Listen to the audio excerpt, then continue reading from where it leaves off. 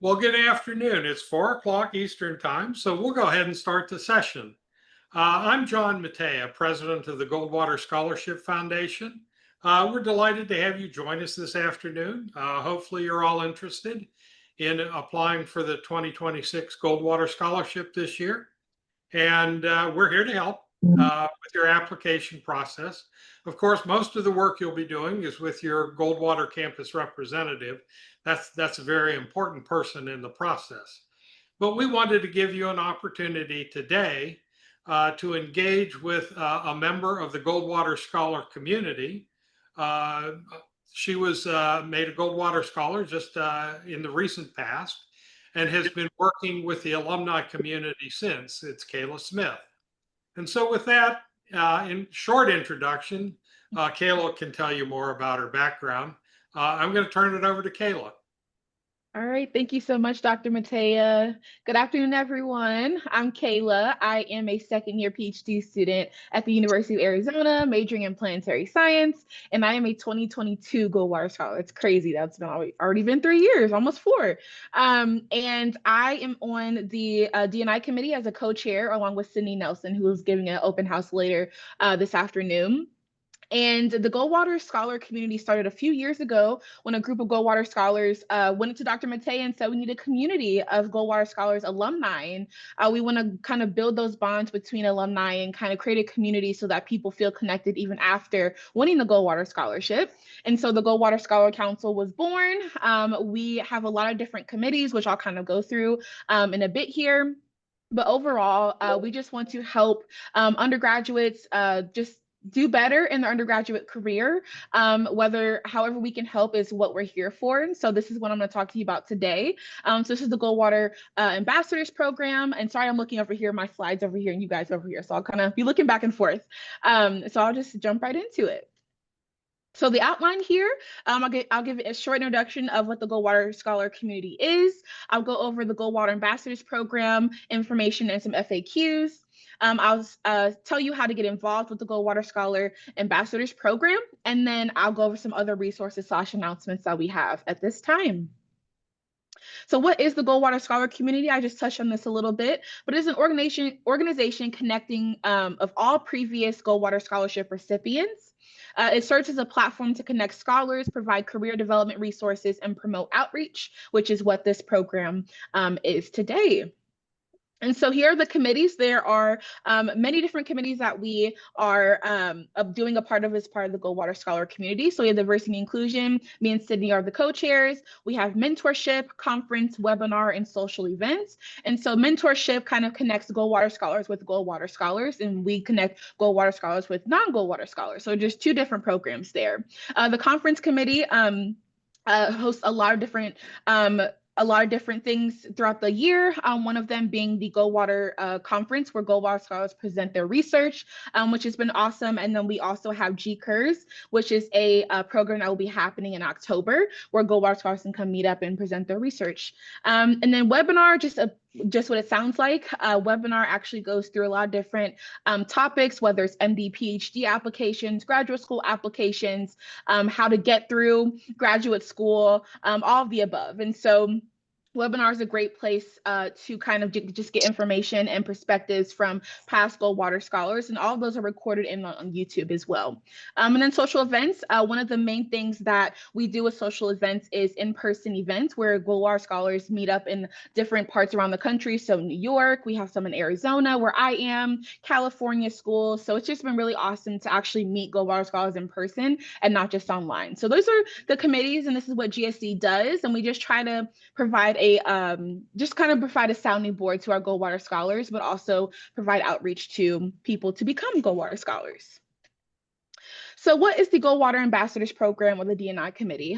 So it is a mentorship program facilitated by the Goldwater Scholar community that pairs undergraduate students with Goldwater Scholarship recipients. The program especially aims to reach mentees from backgrounds that are underrepresented in STEM. And so we really try to go after community college students. Sorry? Oh, okay. We try to go after community college students, historically Black colleges and universities, Hispanic serving institutions, etc. I am a graduate of Central State University. It is a historically Black college and university in Ohio. And so I wasn't aware of this program when I was applying for Goldwater, but it is very, very important. And I am just super excited to be able to be a part of this community where we reach students that normally wouldn't be able to have these resources. So it's been really rewarding and really gratifying. So program history, it was founded in 2021. We have roughly 50 to 100 mentees each year that apply in our match with Goldwater Scholarship recipients. Here are some mentee statistics from the 2024-2025 cycle. Roughly 55% identify as underrepresented minorities, roughly 59% identify as women, and roughly 5% are community college students. So when I was at Central State, I was actually an HBCU outreach ambassador in the sense that I basically went through all the HBCUs, tried to find all of their campus representatives. Some of them didn't even have campus representatives. Some people had never even heard of Goldwater. I was the first to win at my institution. And so I really tried to close that gap a little bit. And when we saw in this past cycle, a couple of those HBCU students actually won Goldwater, which was I was super excited to see. And it just made me really excited and know that this work is actually working and it's reaching some folks. So it's been really awesome.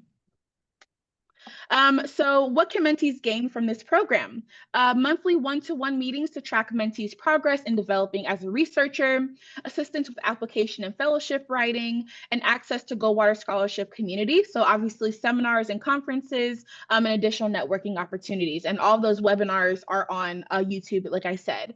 And so overall, obviously, if you are applying to Goldwater, you are in the right place. But also, if you are applying for the NSF GRFP, or if you're applying for another fellowship through the NIH or something along those lines, we have Goldwater scholarship recipients that are willing to help with those things.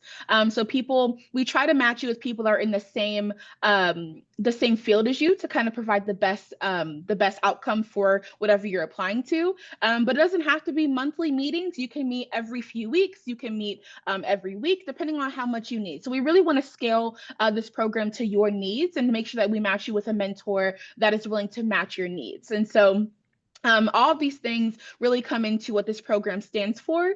And overall, we really just want to help promote the students applying for fellowships and scholarships that will help further their career. And so obviously we're a plug for Goldwater. So if you are doing research, you should definitely apply for Goldwater. But if not, and if you're kind of just wanting to get information or wanting to kind of coach you through how to get into research, undergraduate research in the summer, all of those things we can help out with and kind of help provide you some guidance on that.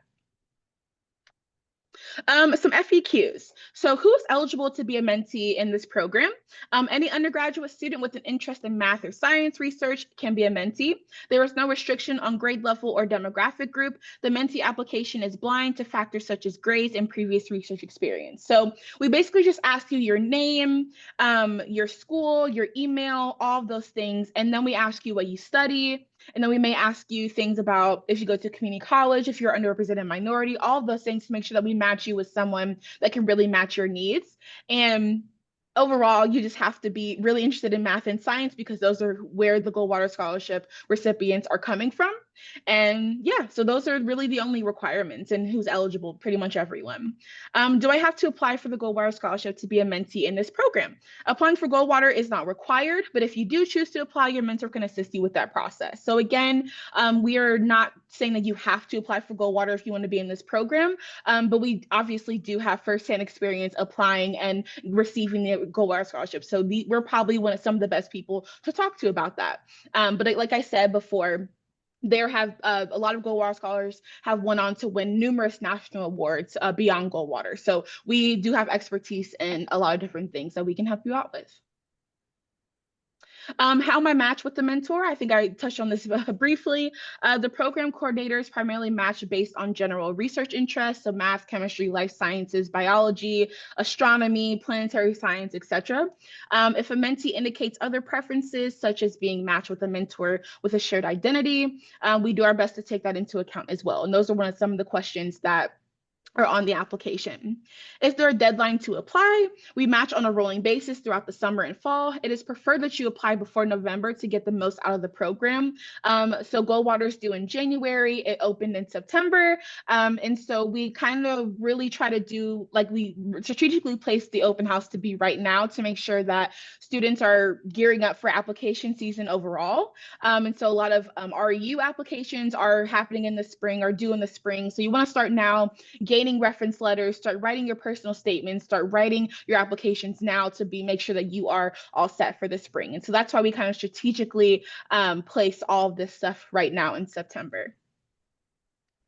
How much of a commitment is this program?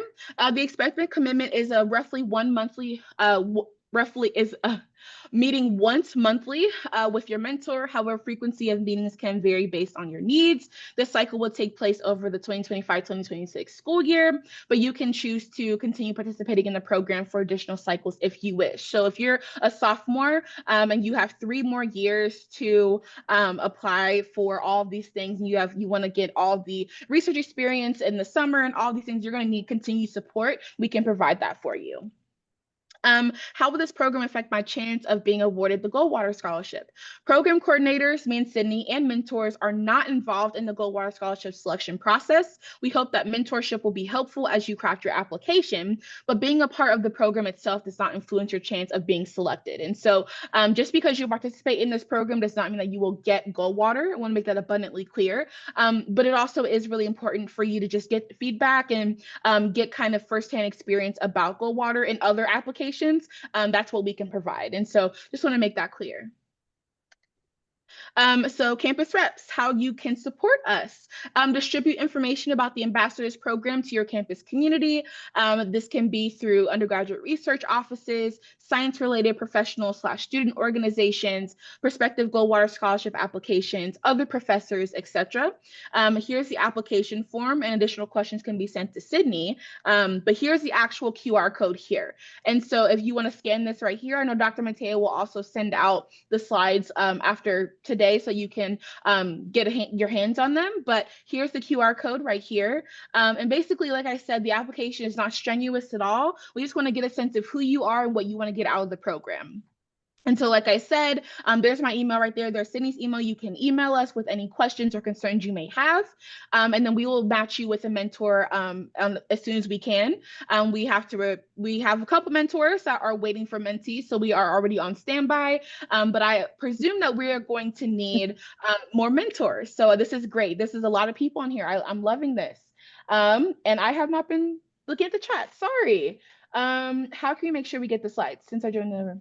Oh yeah, so Dr. Matei will send that out, and we'll make sure that your campus rep at your school will have all the information for you to apply for this and have all the slides to reference in the future. Yeah. Okay. I can come back to this slide. And here is a Google form. So this is another program to get your Goldwater application reviewed by Goldwater Scholar. This is for students that already have their package completed. So you already have your statement of, sorry, not your statement of purpose. All of your essays done. You have all of your transcripts. Everything is already stapled in a nice package. You can send all your answers and everything to a Goldwater Scholar recipient. They will go over it with you, and they will provide you feedback. This is specifically for Goldwater if you are completely done with it.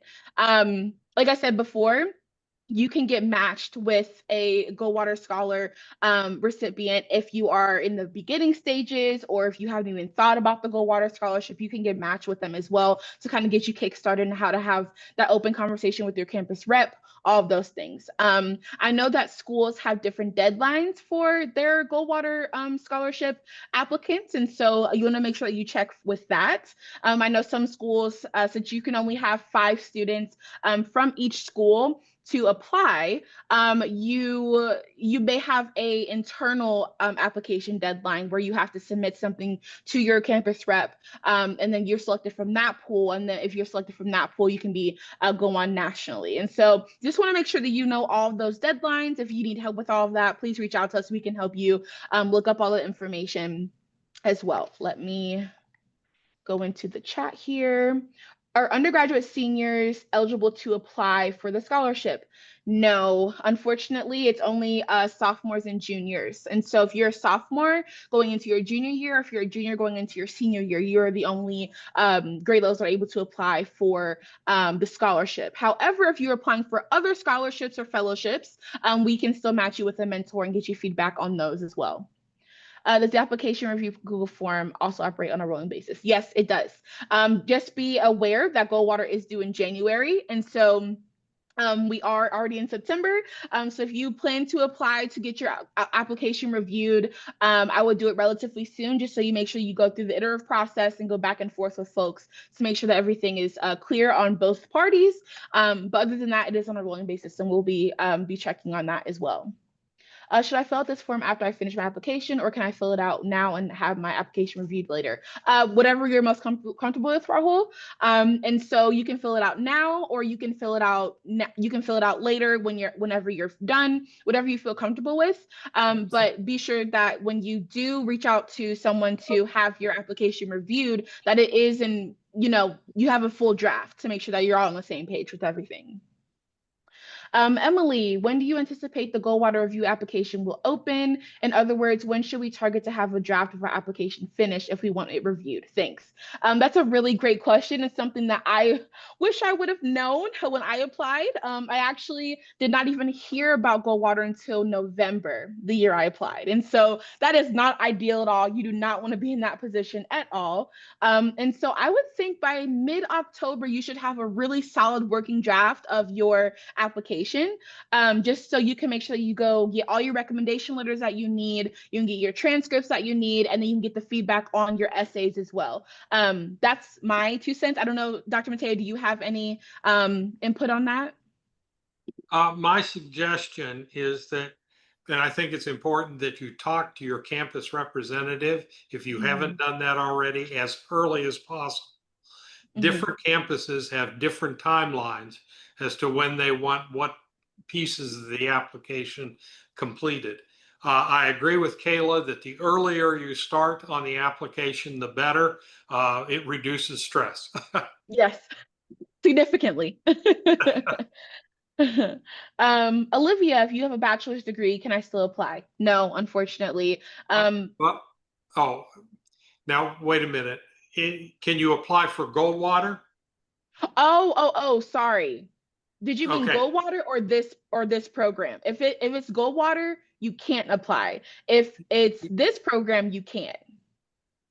Yeah. Goldwater, what you can't have is a master's degree.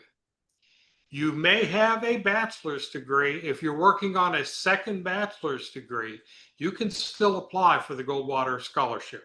Oh, okay.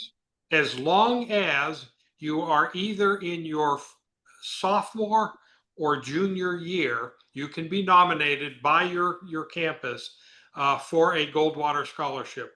Of course, you need to be working on a STEM degree, and you need to be interested in pursuing a research career.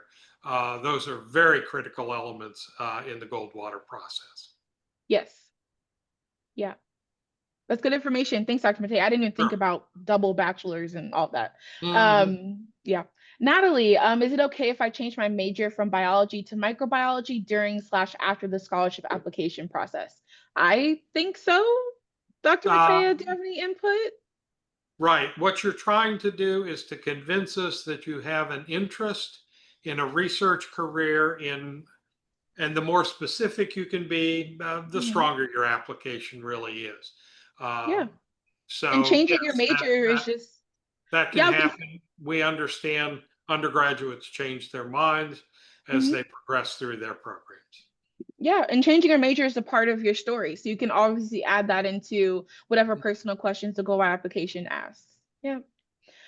Should I have an idea of the research I want to do before I apply, or is it okay if I'm still not sure? At least for mine, so I knew the field I wanted to go into, so I was already doing research at that time. I talked about the research I had done, and then obviously I'm not doing that same research now, but I am in the same field, and I kind of expressed that I wanted to pursue a PhD in this field because X, Y, and Z. So that's kind of how I would approach it. You don't have to, obviously you're not going to know the exact research you're going to be doing in 2 or 3 years, or what your potential advisor in grad school will have money for you for. You never know what the future holds. But I think overall the Goldwater scholarship application is basically just trying to convince the committee that you have an interest in research, you have a strong tendency, and you really want to pursue research as a career in some form or fashion, and just convincing them of that. And so obviously having research experience makes that stronger. Obviously having an idea of, what field you want to go into makes that stronger. But I think that kind of varies. What do you think, Dr. Matei? Did I kind of hit on that? Yeah, I agree with everything you've said. Here's one area where AI might be useful to you. If you have an idea of the direction you want to go, you might use AI to find graduate programs Mm-hmm. that are doing research in your area of interest. You might use AI to find faculty who are doing research in your area of interest. And so, this year is the first time that we're allowing essentially AI as part of the application. If you've looked at the online questions, you will see that there are 3 AI questions. Did you use it? How did you use it? What tool did you use? And that information is going to be provided to the reviewers this year. Um, Mm-hmm. Goldwater is viewing AI as a tool that sooner or later we're all going to have to know how to use. Gotcha. Shelby. Oh, okay. Shelby answered. Thank you, Shelby.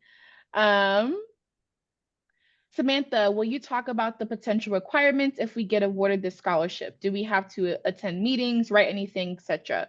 Do you mean like after? I think I'm interpreting that right.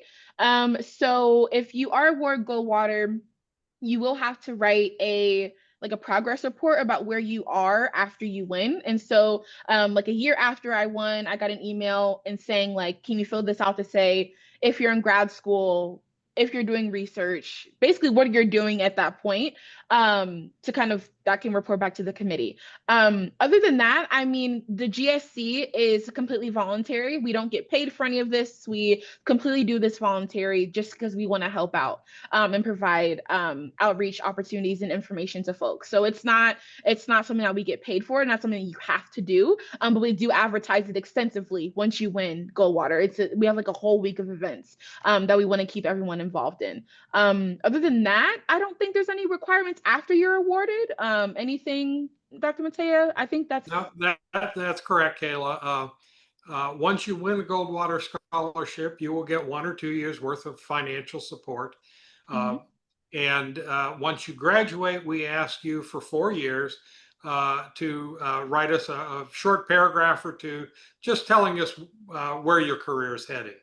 Mhm. We use this kind of information. We are a congressionally funded scholarship program. And so we provide members of Congress with information on how the Goldwater Scholarship is impacting student careers. Mhm. And therefore, that's why we collect the information. Mhm. But Yeah. again, it's a very short 1 or 2 paragraph kind of thing that you could Yeah. probably knock off in 15 minutes. Yeah. And also, like I said, the mentorship committee, a part of GSC, matches Goldwater scholarships recipients with other Goldwater scholarship recipients. And so you'll be able to get matched with someone if you want to kind of help provide that career feedback and your next steps if you need that support. And so that's another benefit of GSC. Dominic, am I able to apply for the scholarship if I am a freshman this year? No. Next year is when you apply. So now is the time to solidify, what kind of research you would want to do, what field you're interested in. If you're able to get an REU this summer, that would be fantastic. Again, this program can help you formulate and find programs and formulate applications if you need that. But yeah, Blake, when do Goldwater Scholarship applications open? Also, for the research essay, would it be in our favor to write it in LaTeX? I believe it opened earlier this month, Dr. Matei. I'm not sure what day. The first Tuesday of September. Okay. Okay. And can they use LaTeX to write the research essay? I wrote it. Absolutely. Yeah, okay. I wrote it in Word, but I know that, 3 years ago, Word is ancient. LaTeX is really popular now. So, yeah. Nate, does the field of study affect winner selection?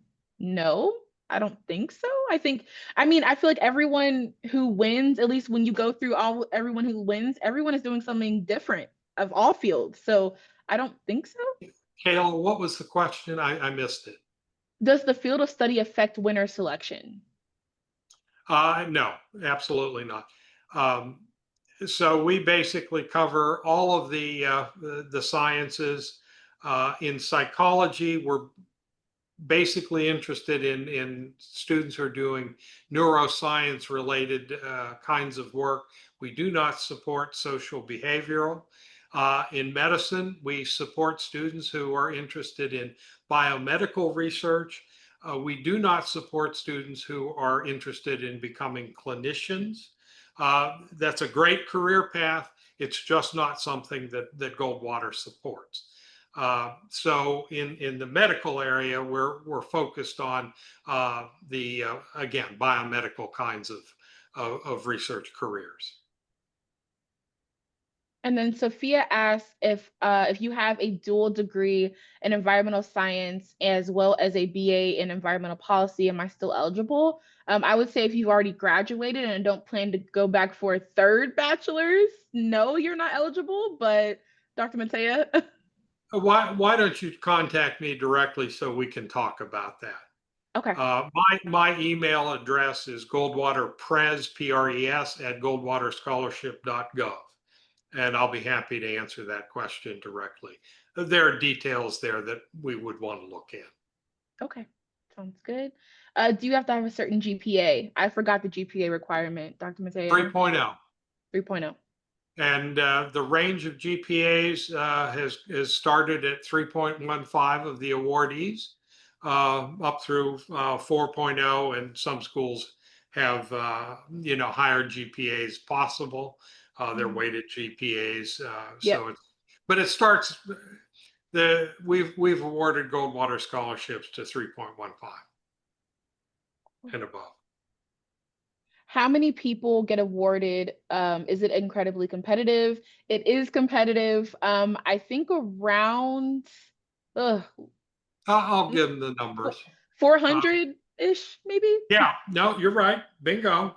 Uh, okay, typically what we see is somewhere in the neighborhood of 5,000 students start the pre-application. If Mhm. you've looked at Goldwater, you'll see there's a pre-application. It's a relatively small number of questions that is then transmitted to the um, campus representative. You don't apply directly for Goldwater. You are nominated by your academic institution. Every Mhm. academic institution can nominate 4 students. They can nominate a 5th student if one of the students is a transfer student or a veteran, and they can nominate a total of 6 if they have both a veteran and a transfer student, along with 4 other students from the campus. Mhm. We typically see nominations at about 1,350 every year. Somewhere in the 1,200 to 1,400 students are nominated. Of those nominees, about 400, as Kayla said, are selected for the scholarship. So it's roughly a 1 in 3 proposition once you're nominated. There are some scholarships, like the Rhodes, where they have a total of 32 students who win the scholarship a year. Your odds for Goldwater are much better. Yeah. Also, like I alluded to earlier, your campus may have a different deadline than the actual Goldwater scholarship application. And so my campus didn't, just because no one had ever applied. I was the first to ever apply. It was late. It was not well formulated. But more established schools that have a track record of applying every year, you may have to submit something to your campus rep to state this is why I want to apply. I don't, that looks like for different schools. And then they select like Dr. Mateo said, 4, 5, or 6 students from that pool, and then you go on to compete nationally. So I'll just be aware of that. And if you need help with any of that, looking that up, contact your campus rep. Feel free to reach out to me, Dr. Mateo or Sydney, and we'll be happy to help. Is architecture considered a STEM major? Would I be able to apply if my major is architecture? Yeah, I would think so. But Dr. Mateo? As long research is the critical word. And engineering. So The like, Goldwater application. yeah. Now, Oh, in engineering, I mean, that's an interesting case. If you are interested in designing bridges, that is not Goldwater. okay. It's a great career. It's just not something Goldwater supports. If you're interested in coming up with new materials to build a stronger bridge, that's something Goldwater would be interested in. So like more material science. Mm-hmm. Gotcha. That's interesting. Okay. Emily asked, can 1 or 2 recommenders be industry supervisors, or is it preferred to have letter of recommendation letters from academic setting?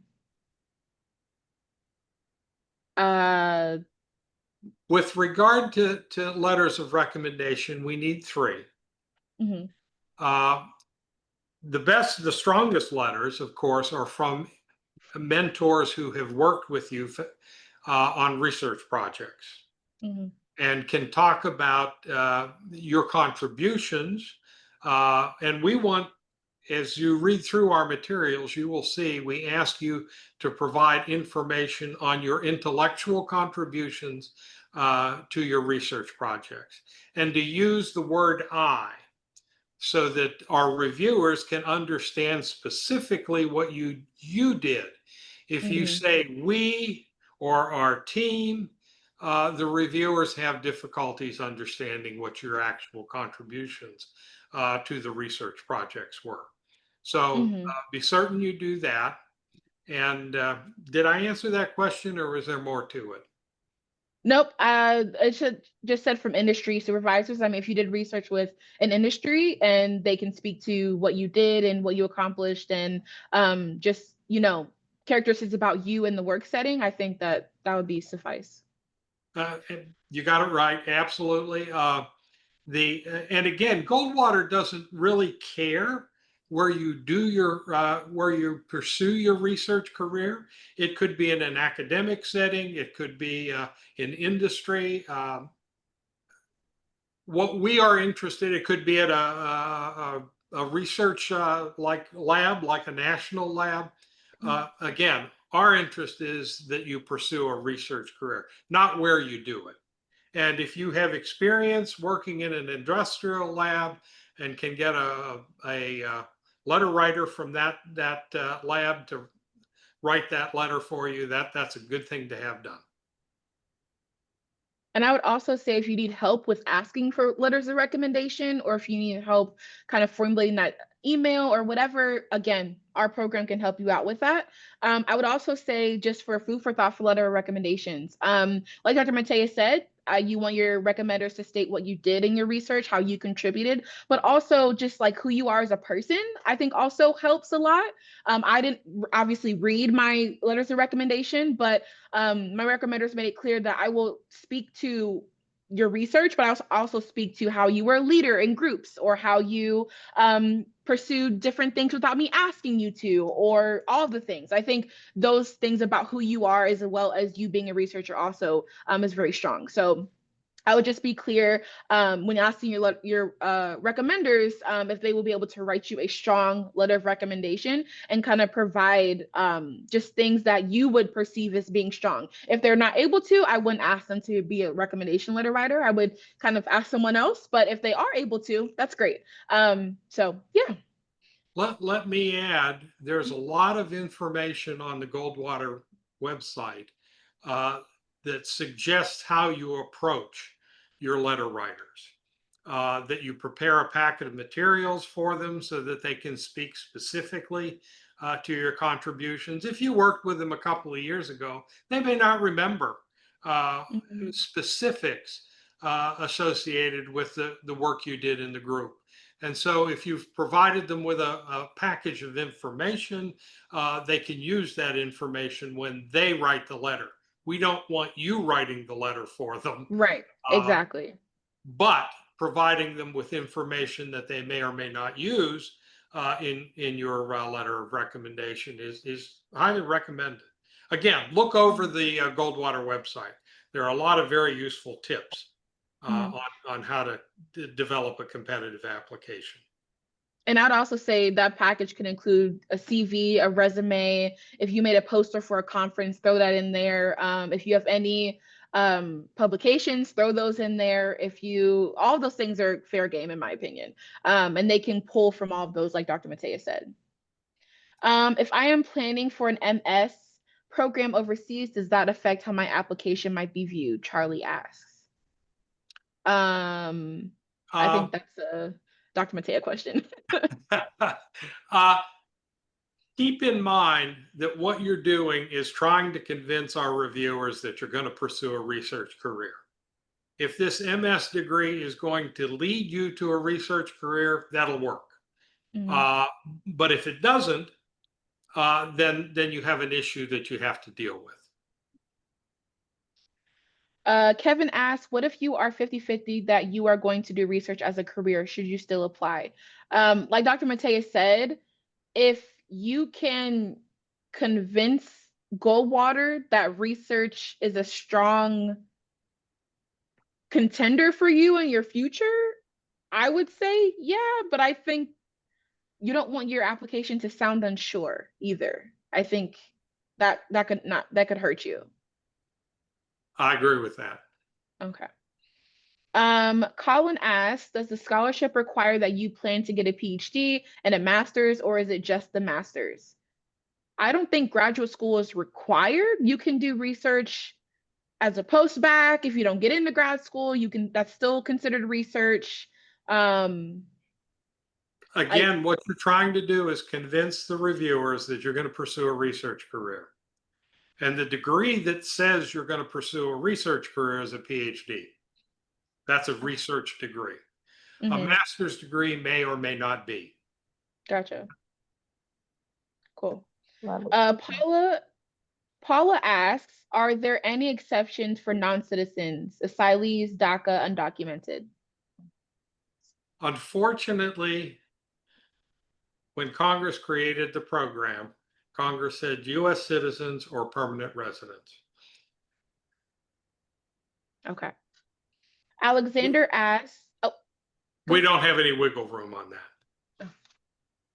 Alexander asks, what should I do if the field I am currently researching is not the field I hope to eventually research? Because my university has no professors in the field I hope to eventually research, and it is a bit beyond the level of undergraduate research. So, fun fact, Alexander, I majored in engineering in undergrad. I did planetary science research on the side of getting my engineering degree. So I wasn't a physics major, I wasn't a planetary science major, I wasn't an astronomy major. And so I think it's completely possible for you to find research opportunities in undergrad in the field that you wish to pursue, even if your school doesn't offer it. I'm a walking testament to that. Again, the Goldwater Ambassadors can help you find those resources if you would like.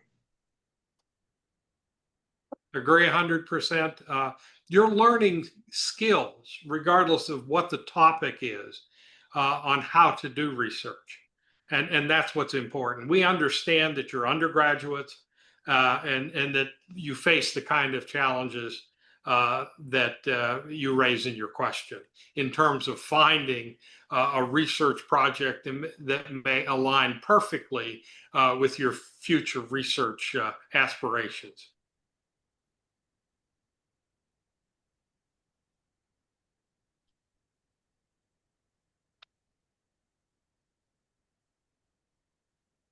Okay, I think my Zoom cut out. Are you all still here?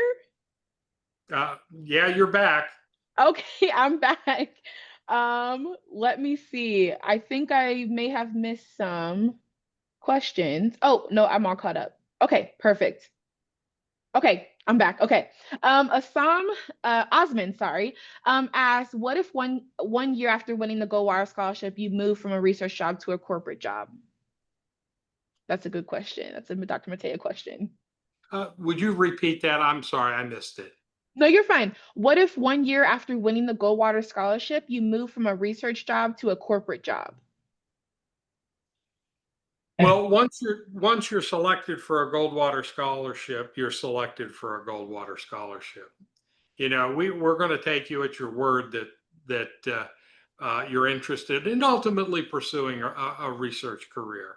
And we also understand that life happens and your career choices change as opportunities present themselves. So again, what we're hoping to see 3, 4, 5 years down the road with those letters that we've talked about earlier is that you will be on some sort of track toward a research career. In other Sophia words, we're not going to come back at you and ask you for your Goldwater scholarship funds back. Sophia asks, what are the top 3 qualities you look for in a Goldwater scholar? I so I know Dr. Matea has a different perspective on this because obviously committee and everything. But I think for me, what I would say is someone who, like I said, when your letter of recommendation letter writers write about you, they want to, like, I think that they should, again, write about what you contributed, how your research skills have developed, but also who you are as a person. And so I think just being well rounded is a big one. Being involved in other things outside of research is a big one as well. And a third one, I'm not sure.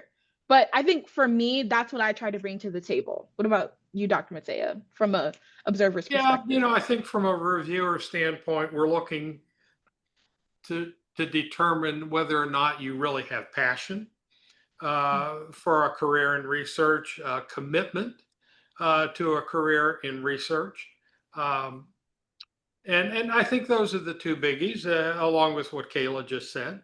Uh, so, and you provide us with evidence of that through projects you've done, through your commitment to courses in your area of interest, those kinds of things, and leadership, as Kayla said, in They have abroad first semester.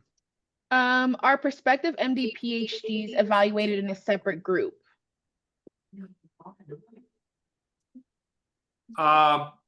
No, all applicants, we review applicants by discipline. Okay. And regardless of the school you come from, uh,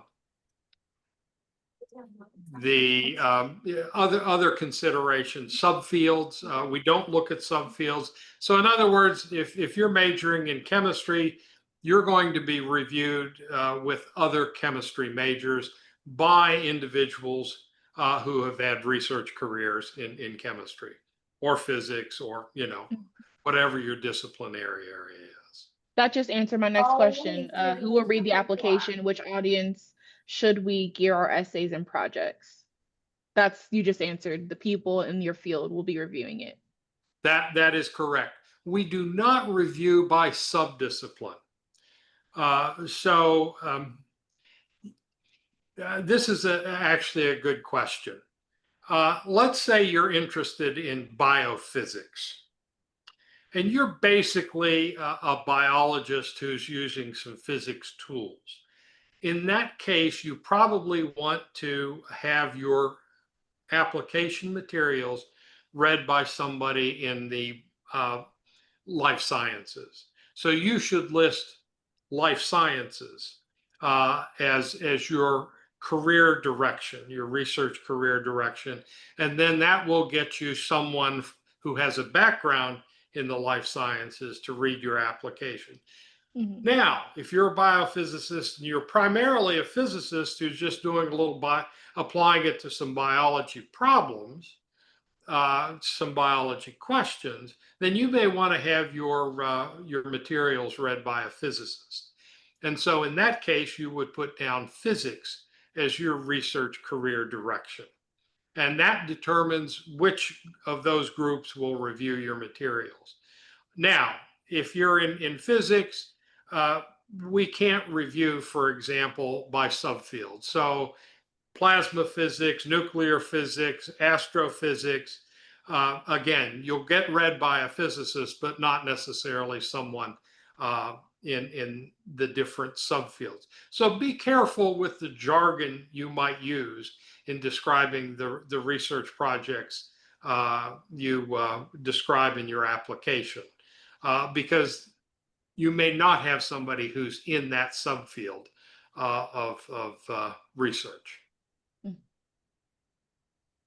Okay. I am applying as a transfer for fall 2026 and plan to write about my REU research and my essay. However, we would still have a part on our application to include other relevant research we have independently completed in our field. So basically, like multiple different research projects that you've been a part of. I wrote about multiple, so it's definitely possible. I forget the exact wording of the question, but it just basically says like, what research have you done? And you can speak to many different things, not just one thing. So you'll have plenty of space to talk about different things. Not space per se. You may have to shorten some things, but you'll have the opportunity to touch on many different research projects that you have done. Caitlin asks, can referrals come from other graduate PhD students you've worked with? I had one, I think one was co-authored between the PI of my group and then the graduate student I was working really closely with.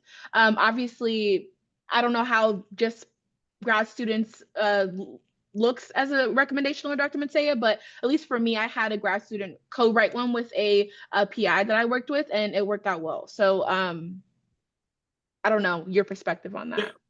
No, that's actually probably a good way to go.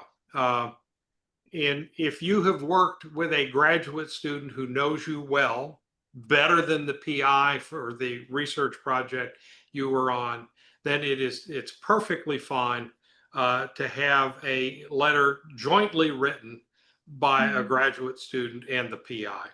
That happens quite frequently, actually. Also, a postdoc maybe someone that you've worked with. Now, in the case of a postdoc, they can write a standalone letter. The difference between a graduate student and a postdoc is the postdoc has gone through the PhD process. They know what it takes. They're just like a faculty member in terms of the degree they have. The graduate student hasn't been through the entire process, and that's why it's probably better to have that individual co-write a letter with the faculty PI for the project. Christian asked, would it be okay to have a letter of recommendation from a research advisor if that research was more social science?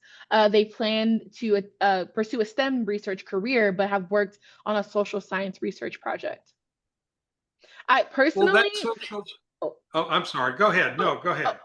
No, I was just going to say, again, if they can speak to what you contributed, how you contributed to the research, like just your part in the research, and again, speak to different things about you outside of research, I think that's a solid recommendation letter. Again, like Dr. Matea said, you want to convince the committee that you're moving towards a research career. And so having a recommendation letter that's speaking nothing but good things about your research skills and who you are, I think that's solid. But Dr. Matea? I agree. I agree with what Kayla said. I really have nothing more to add. Okay. Renee, can a letter of recommendation come from a fellow research group member or should it come from PI? We just touched on this. Sorry, Renee. I should have read yours in conjunction. But yeah, like Dr. Matei said, you want to have someone that's post PhD. If they're not post PhD and you work with really closely, like with a grad student, I took the route of having the grad student co-write a letter with the PI. That's always a solid approach, I think. Joshua, hello. I've done research in AI deep learning. Is there anything specifically that Goldwater Scholarship doesn't support with AI research? No. Okay. Alina asked, is it okay if my research experiences are in very different subfields of my major, as long as I can show how each experience built my skills and led towards my current research goals? I think so. Yeah. I Um, agree. Alan asked, do at least one of the three letters of recommendation have to come from your home institution? No. I had no recommendation letters come from my home institution. So, um, yeah, so like I said, since I was majoring engineering and I'd done research with professors at other institutions, they could speak to my research experience. And I mean, maybe I had one come from a professor that spoke to me and like about me in the classroom, maybe. Um, but I would think that that would be okay. I think I did it. No, that's fine. Yeah. That's not an issue. Anura asked, hi there, can you have recommenders from different fields of research, bio versus computer science, even if this is different than my essay focus? Absolutely. Um, where the letter is probably less helpful is if it comes from someone who is outside of STEM. What we're trying to do, what our reviewers are trying to do, is to evaluate whether or not you're going to pursue a STEM research career. Colin asked, will the recording be shared for later? I'm sorry. Will the recording of this be shared for later? Yes, I'll be working with Shelby to get this posted to the web page. Okay, perfect. Someone asked, if you have another scholarship that can pay the cost of your tuition, are you still eligible for a Goldwater scholarship? Well, let me explain how Goldwater really works in terms of the funding. We do not look at your financial need when you're applying.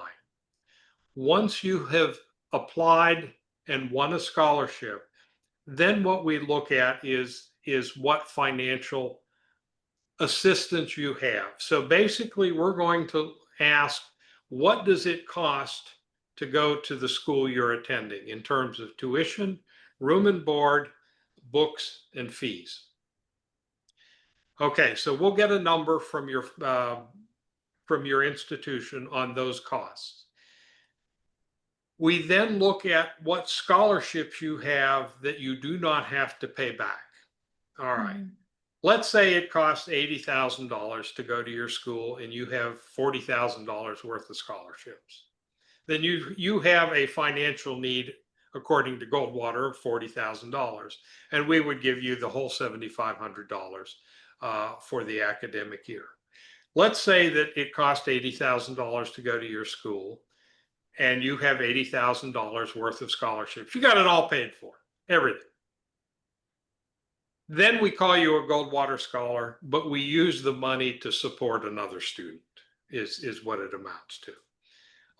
The real value to the Goldwater scholarship is that it comes very early in your undergraduate degree program.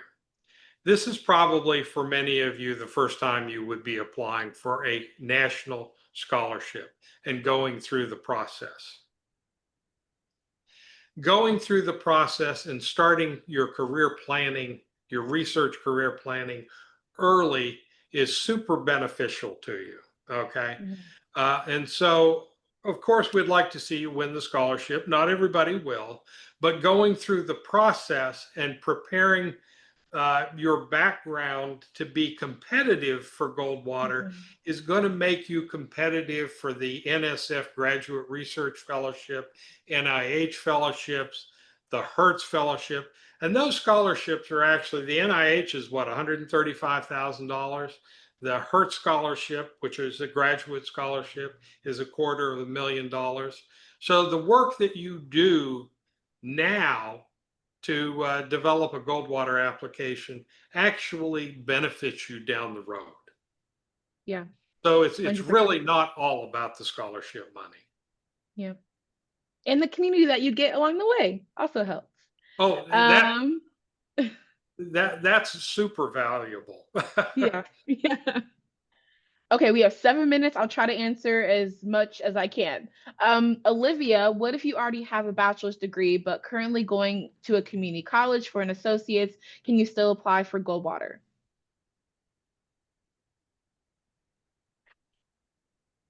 As long as Goldwater looks backwards from your graduation, if you have 2 years left to complete a degree, then we consider you to be a sophomore. It doesn't matter what your university calls you. Mhm. If you have 2 years left, we consider you to be a sophomore. If you have 1 year left, we consider you to be a junior. As a student at a community college, you can be nominated by either the community college which you're at or the school to which you transfer to the 4 year school that you transfer to. So if you have a question about your who is going to nominate you, again, email me and I'll be happy to talk with you specifically about the situation you are currently in to tell you what the best route would be to apply for a Goldwater. Alexander, how much would it improve an applicant's chances if they have published or accepted research in a professional journal when they apply to the scholarship? I had neither. So I mean, again, you can have none and still, I was still able to convince the committee that I want to do research, and here I am. So I don't think it hurts you at all, but I don't think it also significantly helps you if you don't get it, because I mean, that right there shows that you want to do research. So great. In terms of publication, as an undergraduate, we understand you have very little control over whether or not your work is going to get published. Mhm. What is probably more important in an application is that you present your research somewhere. It could be on campus, it could be at a regional conference, it could be at a national conference. But what we strongly encourage you to do is to look for opportunities, again, to present your research in an oral or poster presentation somewhere. Much less importance is placed on whether or not you have published. Mhm. Charlie asked if we haven't yet done very much research, but plan on being in a research assistant position next semester. Should we wait to apply for next year, or is planning and writing a strong desire for research in my application enough for right now? So essentially, should they wait or should they apply? What year in school? That's a good question. Um, If you're a sophomore, you might wait. Although going through the application process this year would give you, if your school nominates you, so be it. Okay. If you've gone through the application process and they don't nominate you, you've got a leg up on being nominated as a junior. And you would have already written the application, so it'll be a lot easier to go back and tweak it. Absolutely. Yep. Mm-hmm. Nate asked, based on your experience, what makes for an excellent research project and personal essay?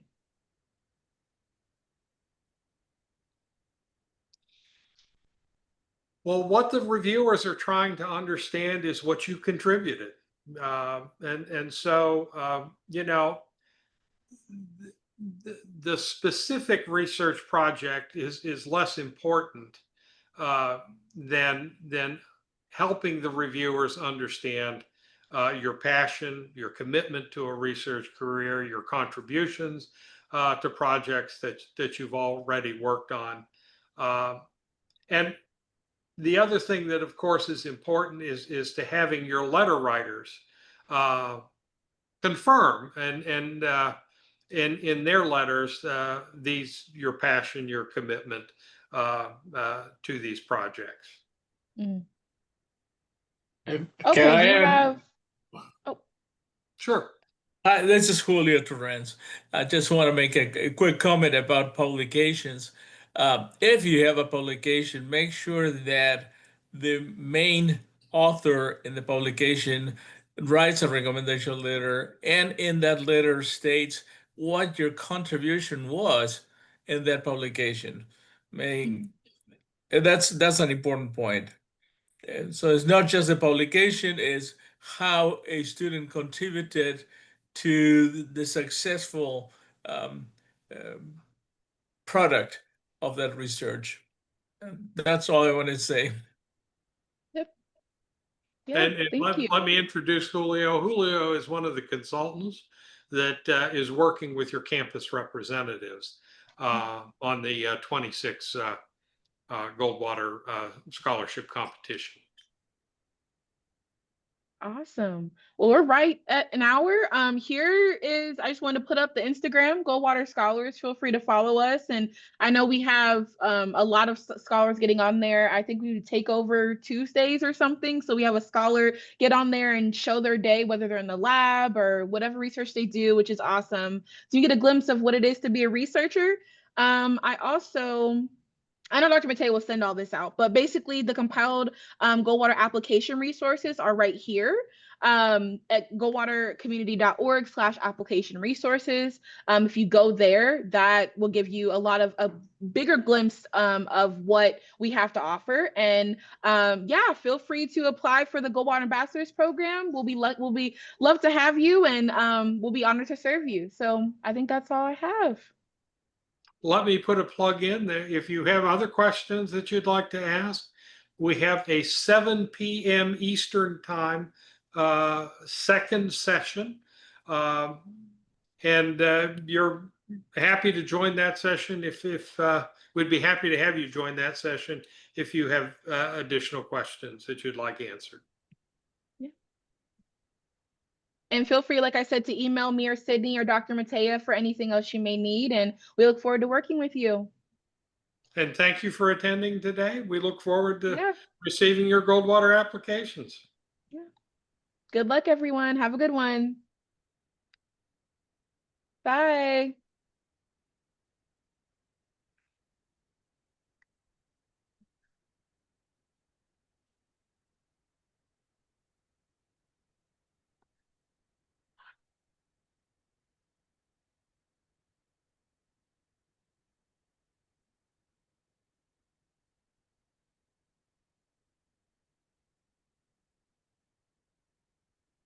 Hi, Julio. I didn't realize you had joined us until you